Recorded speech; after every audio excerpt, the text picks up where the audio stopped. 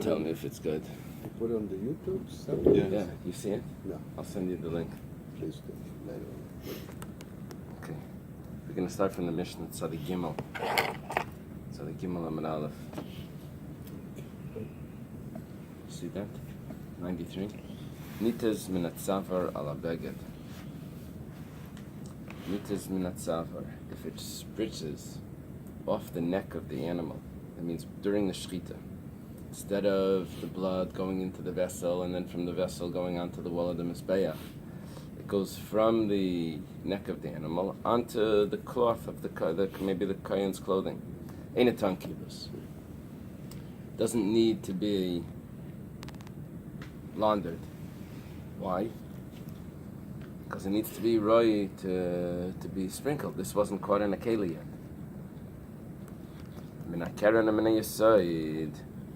Let's say the kohen sprinkled it onto the corner of the mizbeach, or he poured. You remember the leftover blood goes onto the base of the mizbeach, right? The leftover blood he poured on the base. Einaton kibus. You don't need to launder it. Rashi points out that later on we're going to say that from this it sounds like you've already finished all the sprinklings, and you already poured it on the yesod, on the base, and now it's spritzed off it, and that's when you don't need to launder your clothing. Rashi points out that that's not the case. It's even before you finished pouring it on, before you finished all of it. Once you've done the basic spritzing, anything after that doesn't need to be laundered. So it means, what does it mean from the yesod? It means min haroyel yesod, what was worthy to be poured on to the base. That's what doesn't need to be laundered. Nishbach ala ritzba. Let's say the blood spilled on the floor. When we say it spilled on the floor, it means straight from the neck, straight from the animal. Vasafa, and he gathered it up. Einton kibos. It does not need to be laundered. Einton kibos al adamshin skabel bekeli b'royel. The last phrase of the Mishnah here is that it doesn't require laundering, only blood that was received in a vessel, and it was fit to be sprinkled. The Gemara is going to ask, why do we need that last line? That's basically what you told me, the whole Mishnah. The last line is like a summary of all the details in the Mishnah. Tanu Rabbanan. The Gemara says, it quotes a Braisa. Yochel nitas min hatzavar ala beged yiton kibus. I could have thought that if it spritzes from the neck of the animal onto a garment, it requires laundering, even though it wasn't caught in a vessel. Talmud leimar sheyazeh. The pasuk teaches us asher yazeh, that you will sprinkle. Very good. Le'amarti lecha. I only said this. Ela b'royel laz. Only something that's worthy. This is the Gemara's. Only something that's worthy of being sprinkled. And since over here it wasn't caught in a vessel, so therefore it doesn't need to be. You can follow in the Hebrew? That's great. It doesn't need to be laundered. Tanya Yidach, another Braisa. We're on Tzadik Gimel Amud Aleph, the second to bottom line. This is another Braisa. Yochel nitas min hakarna min yesod yiton kibus.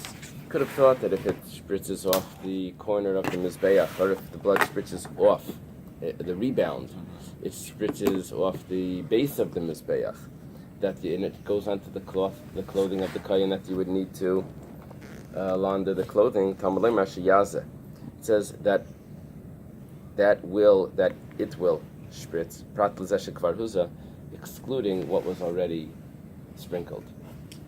Okay, so what we're learning here is that the only time that the kohen needs to wash his clothing in the Beis Hamikdash to wash off the blood is only from the blood of the sacrifice that was not yet sprinkled on the mizbeach, and was also right at the time when it was able to be sprinkled on the mizbeach. That means it had to be caught in a vessel, not off the neck of the animal. It had to be in the vessel, and it wasn't sprinkled yet. But if it was sprinkled already, then what's after that doesn't need to be laundered off his clothing. But that's before, so it's in the vessel? In the vessel before it's sprinkled. And then it gets on him, or like maybe in the process of that first sprinkling, that would require laundering. we're in the last words on the page over here. Nishbach ala ritzba. It pours on the floor, it spills on the floor, the blood. Now, we're talking about here, not that it's poured from a cup. It poured off the neck of the animal. It was never in the klei sharis, in the holy vessel yet. So it says that you don't need to wash the garments from such blood. And then the Gemara continues. You see, it's interesting. The Gemara says chulu, etc. What happens when the Gemara does etc. When the division of the Mishnayos throughout the Gemara was not necessarily an early thing. It could be done by printers later. So they would take headings from the Mishnayos and they would spread it out, intersperse it throughout the Gemara, and then they would, where it was appropriate, where the Gemara was explaining it. So sometimes the heading from the Mishnah was not the actual heading that I wanted to discuss. So it puts a chulu there, and etc. And really what you need to read is that etc. Because that's where so here it would be referring to the last line of the Mishnah that says the only thing that requires laundering is blood that was accepted in a vessel and is worthy to be sprinkled. Hasu lamali. Why does it have to go on and explain that rationale? The Gemara says, Matam kamer. It's coming to tell me the reason. Matam nishbach ala ritzba v'asafain ton kibos. What's the reason why if the blood is spilled on the floor straight from the neck of the animal? And then the kohen comes and gathers it in a cup that you don't need to launder it off his clothing. The reason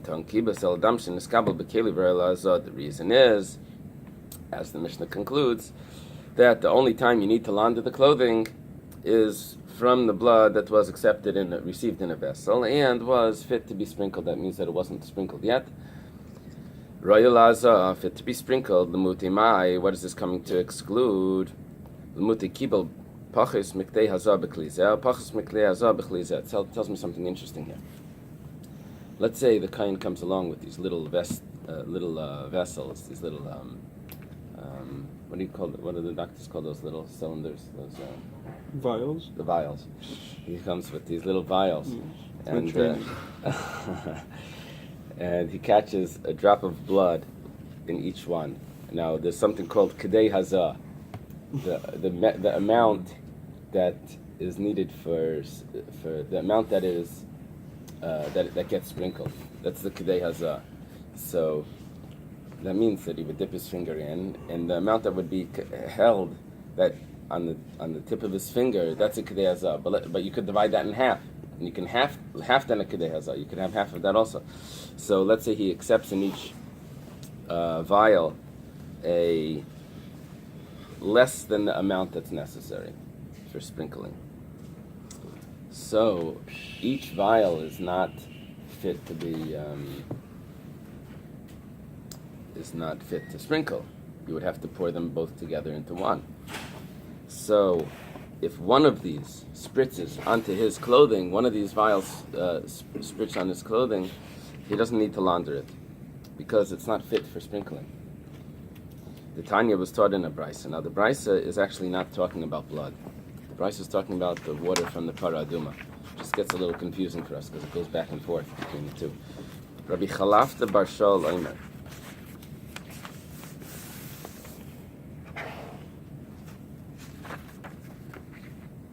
What do you have in yours, Rabbi Chalafta bar Shaul? Yeah, that's what it says. Okay. Okay. Kiddush pachas miktei hazah b'klei pachas miktei hazah b'klei like kiddush.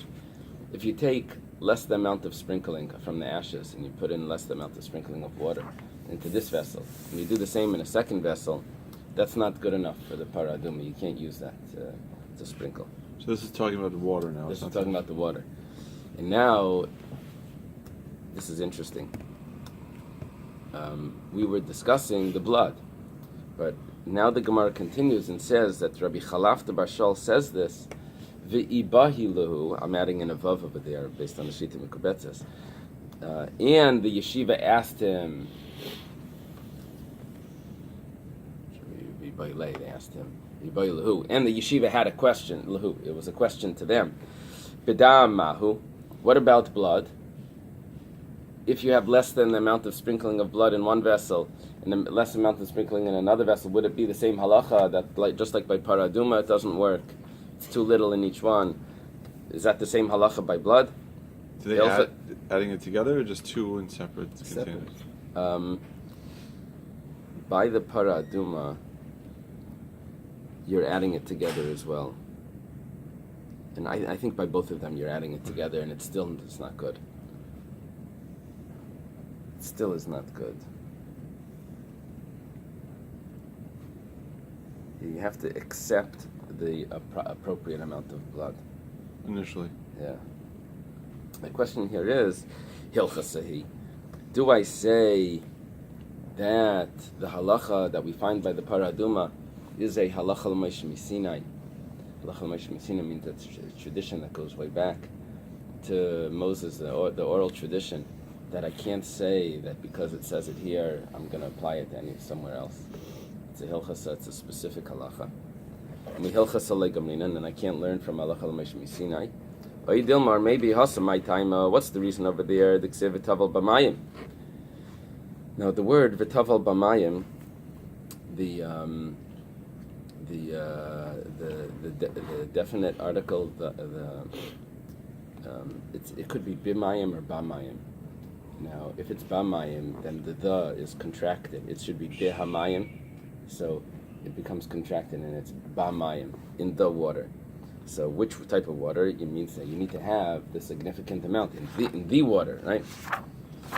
So it's because it has a kametz there, a patach rather, b'mayim, in the water.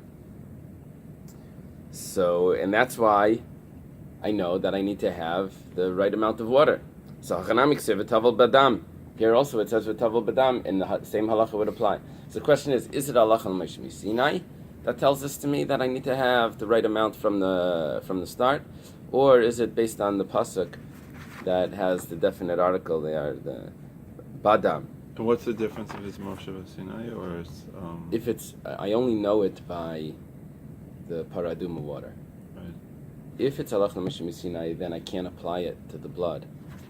If it's based on the pasuk, then I could apply it to the blood because that's the same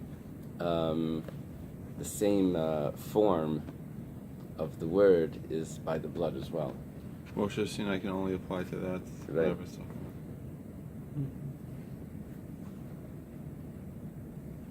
Okay. Tashema, come and listen. The Reb Zrika, Amar Reb Elazar. Reb Zrika says in the name of Reb Elazar, these are Amiroim from Eretz Yisrael in the north. Af bedam like Kiddush. Even by the blood, it doesn't work. It doesn't. That means that we are learning one from the other. Rather, we are learning from the verse. That's what it means. We are learning from the verse, and the same halacha applies to both of them. Amar Rava. Rava says Tanya was taught in a brisa. V'taval. It says that he will dip his finger. What's the whole pasuk here? It says the kohen will dip his finger in the blood and he will sprinkle from the blood. Could have said he would sprinkle from it, right? But first it says he will immerse v'taval. What does it mean he will immerse? V'lei mesapik. Mesapik means he doesn't wipe. That means you could go like this. You could. This is going to be difficult to drink afterwards. If this was blood, so you can't wipe your finger off the residue that you would put on the side after pouring it. It has to actually be dipped, right? Dipped inside, immersed. That's v'taval. Bedam, and then it says in the blood. Ad shei bedam shir tvila. Has to be in the blood. Has to be able to be dipped in the blood. You have to have the right amount. We had this before when we first started in Daf Yomi. From the beginning, you need to have the right amount. You can't collect it in two different vials and mix them together. Min hadam, from the blood. We said this was redundant because it could have said from it. Min hadam shebe'inyan, from the blood that we were discussing before. Now the Gemara is going to need to explain what it means. And We'll see what that's talking about. V'yitzrich l'michta badam. It needs to write from the blood. Di'ikas rachmana v'taval. If it would only say that he will immerse his finger, and it doesn't say in the blood. So hava amina, that hey aleph is abbreviation. Hava amina, I would have said, or I would have thought, afal pi d'lekshir tvila. Even though there is no measurement, you don't have enough liquid there, meikari from the beginning. But because he mixed it together now, it's good enough. So kasav rachmana badam, that means that you need to have enough blood from the beginning as well. Because rachmana badam, if it would have only said in the blood, but it wouldn't have said immerse, it wouldn't have said v'tavel. Havamin afilu misapig, I would have thought that you can just smear your finger along the side of the vessel and get it off a little bit on your finger. So kasav rachmana v'tavel. So therefore it says he has to immerse his finger. No, it's not enough just to get the residual that's on the side. Min hadam shebe'inyan lemutimai. What does it mean from the blood that we're discussing? What is this excluding? Amarav lemuti shirayim shebe'etzba. This is interesting. This is coming to tell me that you're not allowed to sprinkle twice from one dipping in the blood. That's where the double dipping thing came from. Yeah, you have to dip again. How did without Badam we would have thought you could combine? Right. So why does Badam tell you that you can't? How does Badam show you The that? blood, it means you need a significant amount. From the very maybe beginning. you can still combine though. No, badam means in the blood, that means the blood that we mentioned before, which means that he had to have accepted the right amount of blood originally. Oh, okay. Yeah.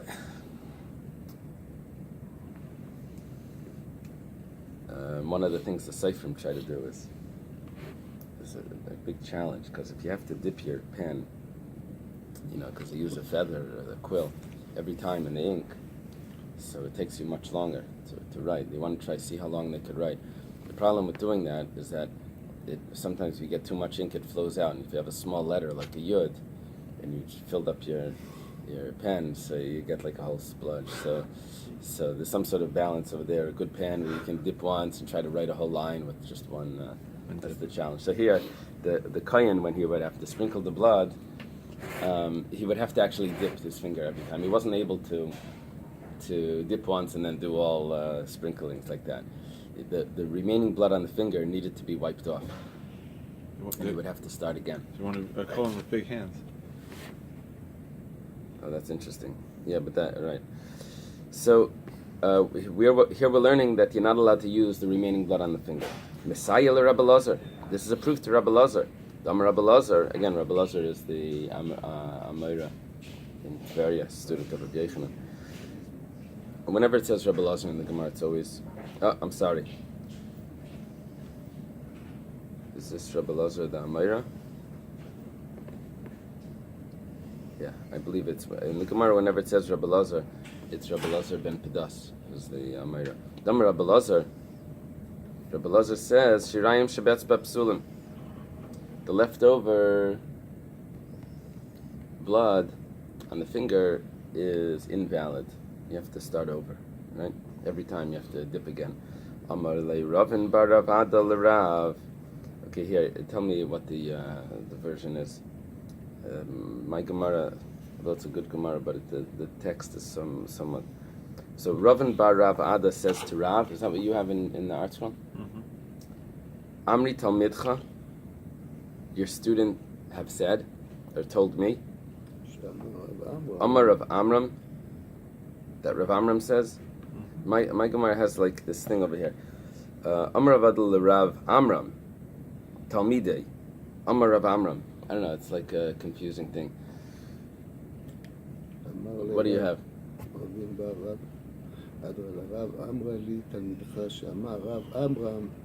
Oh, your students told me that Rav Amram said. Tanina was taught in a Mishnah. Hayamaz. Tanina is usually a Mishnah, but here it looks like it's a brisa. Hayamaz.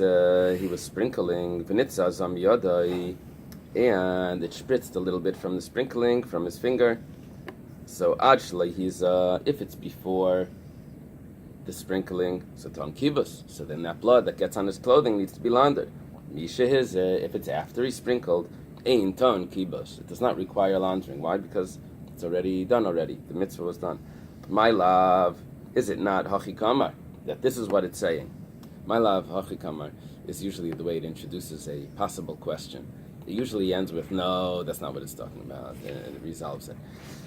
This is what it means, Ad shalei gamar mila hazais, until he's finished sprinkling everything, then it's ton kibas. But misha gamar lahazais, but if he has finished sprinkling, ain't ton kibas. It doesn't need to it doesn't require laundering.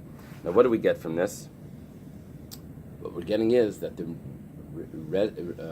remnants of the blood that's left on his finger between the sprinklings, if that gets on his clothing, then he would have to launder it, because it's only when he's finished sprinkling that he doesn't need to. But here he was still in middle. Now, what we're getting from that is that if he has to launder the clothing from the blood that's on his finger, that would mean that that blood was eligible to be sprinkled, which is a proof against Rabbi Lazar, who said that the blood that remains on the finger is not eligible to be sprinkled. The Gemara says, no, that's not what it means. Hachikamar, this is what it means.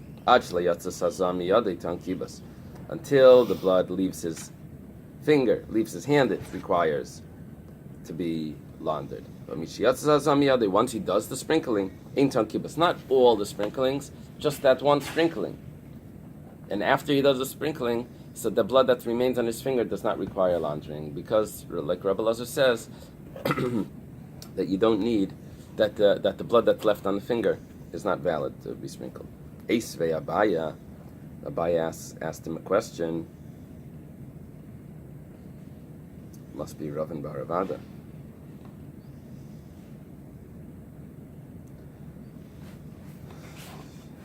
How does Ravin Baravada talk to Rav?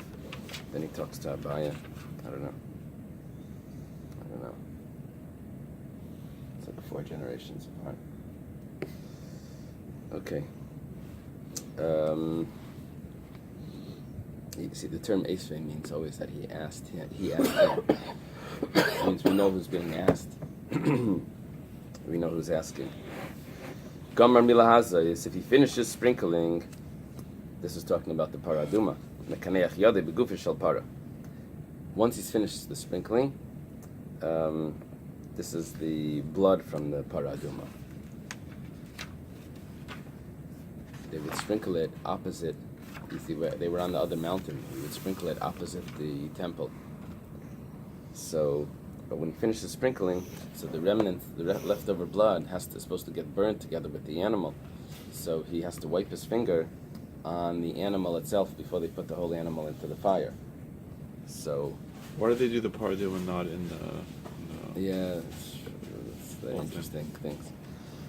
It's a good question. Very good. Yes or no? Yeah. It's a good question. Yitzchak. Come to my office, give you answer. So Gomar in, once he's finished all the sprinklings, yes, then he does wipe his finger onto the animal, so he cleanses his finger. However, loy Gomar, but if he's not finished the sprinkling, loy, then he doesn't have to wipe his finger. It's a problem. We said that the remnants of the blood that's left on the finger is no good. Here we're saying that he doesn't have to wipe it off. Amalei, Gamar, if he's finished, if he's finished, then he can wipe his finger on the actual animal. But like Gamar, if he's not finished, then he just wipes his finger. But he doesn't say on what. Bishlem Gamar. Makes sense after he's finished that he wipes his finger on the actual cow, that he should burn the cow in front, the bull in front of him. It's a cow, the cow in front of him. But what does he wipe his finger on? And there's a problem here that we don't want him to wipe his finger on the cow, then, because he might get a hair from his wet finger might pick up a hair from the cow, and then he won't be able to do the sprinkling properly because his finger won't be clean. We'll have that. So the Amar Abaya says, "B'sfas mizra k'diksiv kipurizav." He wipes it at the edge of the vessel that he was using. like they say, don't wipe your hands on the tablecloth. So anyway, he would wipe his hands on the on the vessel. Yeah, but blood dries fast. Yeah, he would have to do it quickly. He would have to do it quickly. How fast? No, but see, you see by Kaparis how Right. fast it dries. Right. Right. We're gonna see actually. Sometimes some things need to be scraped up. So here it says it calls it Kippurei Zav. Rashi says that Kippurei means a vessel, and it's called Kippurei because he would wipe his finger on it, and Kippurei means to cleanse. Because it was used to wipe his finger, that's why it's called Kippurei. He quotes a phrase from the Gemara Gittin where Nero was looking to destroy the Beis Hamikdash, and he shot arrows, and they all went towards Yerushalayim. Then he asked the child, and the child said that I'm going to take revenge from those that attacked my people or whatever. So he says, God wants me to destroy it, and then he wants to wipe his hands on me. Right. So Blame me. he wants to blame me for it. So that term was to cleanse his hand was kippur yadeh. So Rashi uses the cleansing as kippur means to cleanse. Rashi quotes that. So Nero was smart. Didn't fall to these things. Yeah, he converted according to Wow. according to in conventional history went crazy, which would make sense. That He's a fiddle they- player. And the fiddle. Uh, Rome was burning. yeah, he sat on Playing the the fiddle. wall of watching it burn, playing Rome his was fiddle. burning. Yeah, playing It's that. the original fiddler. Fiddler on the wall. How do you know these things? He went to school. Bless you, bless you. It's Brachas. It's very In good. the Gemara tradition, Reb Meir is a descendant of Nero. Whoa. Okay, Nitas, sagt the Mishnah, Nitas ala ar. Let's say blood went on the hide, or the skin, the leather. Actually, hufshad, before it was skinned. Inatan kibas. That's not considered a garment. You have to wash it off a garment. But if it's still attached to the animal, it doesn't need to be laundered off. Mishu hufshad. But let's say that it was already skinned. Now it's a big job after an animal is skinned, from then until turning it into leather. But once the animal is skinned, Ton kibas divrei Rabbi Yehuda. Rabbi Yehuda holds that you already need to launder you have to wash it off. The halachas of washing off the blood of a chatas, just like cleaning a keli. Just like you have to kasher a keli, you have to clean off the garment. So here it's on the skin, you have to clean it off. Rabbi Elazar Reimer, this Rabbi Elazar is not the Amayra. This is Rabbi Elazar, Rabbi Yehuda's friend. He was one of the students of Rabbi Akiva, Rabbi Elazar ben Shemua. Rabbi Elazar Reimer, af mishahufshat inatan kibas. Even after it's skinned, it still does not require laundering. And no, you have to repeat something here. Ein ton kibas, I have to add those words in. Ela makim adam. Only that specific location. I'm taking it from the Bach. V'davar shuroi lekabel tameh, and only something that could become tameh. V'roi lekibas, and something that's fit to be laundered. Those are the only things that need to be washed. In other words, you don't need to put the entire cloth in the washing machine or whatever they had in the Beis Hamikdash. Only that one spot, you would spot clean it. And only it would need to be a garment. It needed to be something that's makabel tumah. Okay, echad beged vechad sak vechad artun kibas. Whether it's a beged, whether it's a sack is another material. Usually when it says beged, it's referring to wool and wool or linen. Sack is like a bag. Right, like a canvas type material, some other type of material. But the reason why in Chabad they wear wool tzitzis is because the Alter Rebbe holds that the beged that it says, it's a machlekes rishonim, but the beged that it says by tzitzis, and it should be a beged, he says that it's the same beged that we find in other places in the Torah by tzaras. Another thing that needs to be either wool or linen. Since we don't make tzitzis out of linen, that already goes back many generations. Because there may be, you may make the tzitzis out of wool. Since you don't make garments out of, there's a question if you can make it, if you should make. If you do have linen tzitzis, you would have. If you do have linen garment, then you would have linen tzitzis. There's this thing. One of the things the Rush, the Rush moved. He was German.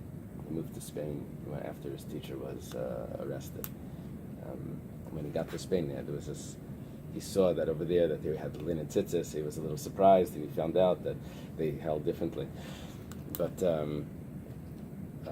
cotton or other materials, according to the Alter Rebbe, is not the real mitzvah of tzitzis. That's why they wear wool, because beged means wool or linen. So here, beged, whether it's a beged, it needs to be washed, whether it's sack, whether it's another material, or whether it's leather, ton kibos. It requires laundering. Now, before we had this machlekes about leather, but that was before it was tanned. This is leather that was tanned already. Hakibos b'makom kadosh. The laundering is supposed to be done in a holy place. Shviras klicheres makom kadosh. The breaking of the earthenware vessels that the chatas is cooked in is also in the holy place. We spoke about this yesterday. Umriku shtifa b'klina chayshes. The hagala, the cleansing of the copper utensils, is also in a holy place. Zevachim b'chatas mikotche kadashim. This is a stringency of chatas over kotche kadashim. What holy place are they talking about? It's in the temple.